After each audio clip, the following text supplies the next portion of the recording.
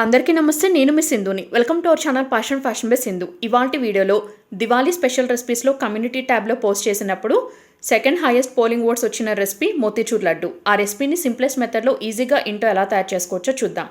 Recipe preparation కోసం first ఒక గిన్నెలోకి 1 కప్పు పచ్చిశనగపప్పు తీసుకుని శుభ్రంగా క్లీనింగ్ చేసుకుని తగినంత వాటర్ పోసి కనీసం 2 నుంచి 3 గంటల పాటైనా నానబెట్టుకోవాలి. నానిన ఈ శనగపప్పు నుంచి ఎక్సెస్ వాటర్ మొత్తం కూడా కంప్లీట్గా వంపేసి శనగపప్పుని ఒక మిక్సీ జార్లోకి వేసుకుని కోర్స్గా మనం పౌడర్ లాగా గ్రైండ్ చేసుకోవాలి.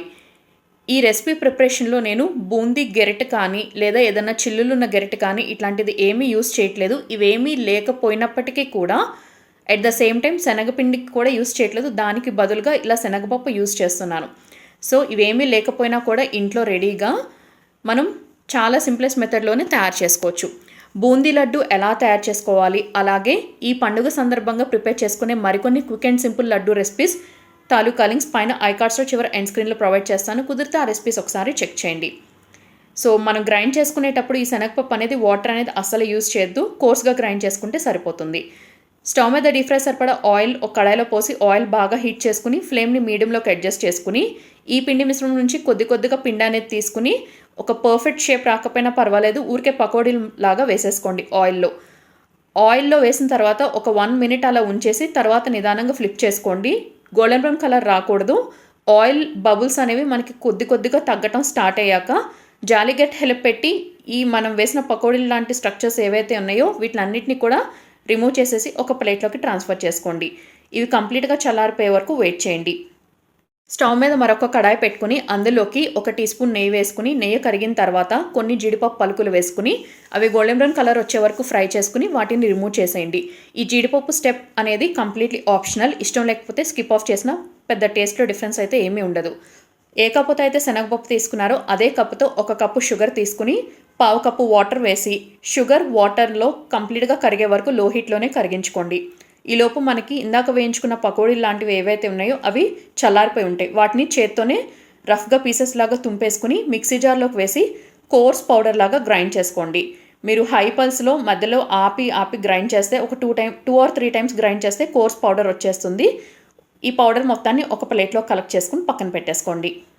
మనం తీసుకున్న 1 కప్పు పచ్చి శనగపప్పు 1 కప్పు షుగర్ ఈ రేషియోస్కి టోటల్గా నాకు 11 లడ్డూస్ అయితే రెడీ అయ్యాయి. మీరు ప్రిపేర్ చేయదలుచుకున్న క్వాంటిటీకి తగినట్టుగా ఇంగ్రీడియంట్స్ రేషియో అడ్జస్ట్ చేసుకుని వేసుకోండి. షుగర్ కంప్లీట్గా వాటర్లో కరిగి జస్ట్ 2 వేల మధ్యలో పట్టుకుంటే స్టికీగా వస్తే సిరప్ సరిపోతుంది. అంటే లేత తీగపాకం కంటే కూడా కొంచెం తక్కువే వచ్చి రానట్టు అలా జస్ట్ అంటుకుంటే సరిపోతుంది. ఫ్లేమ్ అనేది లోలోనే ఉండాలి.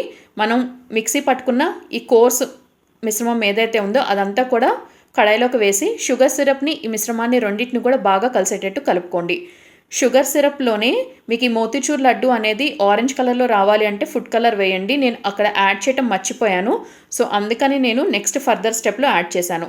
సో ఇది కలుపుకున్న తర్వాత ఇందులోకి ఒక 1/2 టీ స్పూన్ యాలకుల పొడి, పించ్ ఆఫ్ ఫుడ్ కలర్ వేశాను. ఎనీహౌ ఈ ఫుడ్ కలర్ స్టెప్ యాడింగ్ అనేది కంప్లీట్లీ ఆప్షనల్. బట్ మీకు వేసుకునే ఇంటెన్షన్ ఉంటే కనుక ఖచ్చితంగా షుగర్ సిరప్లోనే వేసుకోండి. కొంచెం బాగా యూనిఫామ్గా మిక్సింగ్ అనేది జరిగిపోతుంది. సో ఇలా బాగా కలిపేసుకున్న తర్వాత లాస్ట్లో ఫ్లేమ్ టర్న్ ఆఫ్ చేసే ముందు మరింత డెలిషియస్గా ఉండటం కోసం ఈ లడ్డూలు అనేవి 1 టీ స్పూన్ నెయ్యి వేసి బాగా కలుపుకోండి.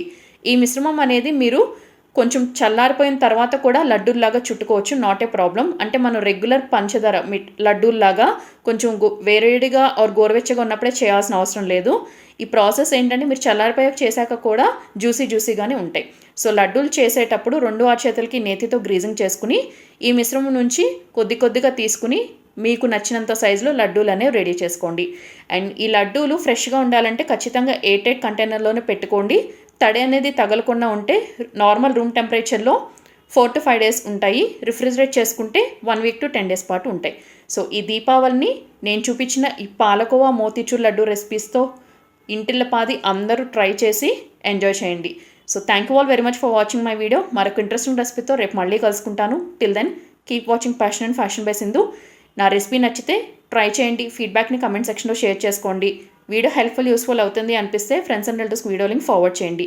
ఫస్ట్ టైం ఛానల్ని విజిట్ చేస్తే ఇప్పుడే సబ్స్క్రైబ్ చేసుకుని పక్కనే బెల్ ఐకాన్ యాక్టివేట్ చేసుకుని ఆల్ ఇన్ ఆప్షన్ కూడా తప్పకుండా సెలెక్ట్ చేసుకోండి.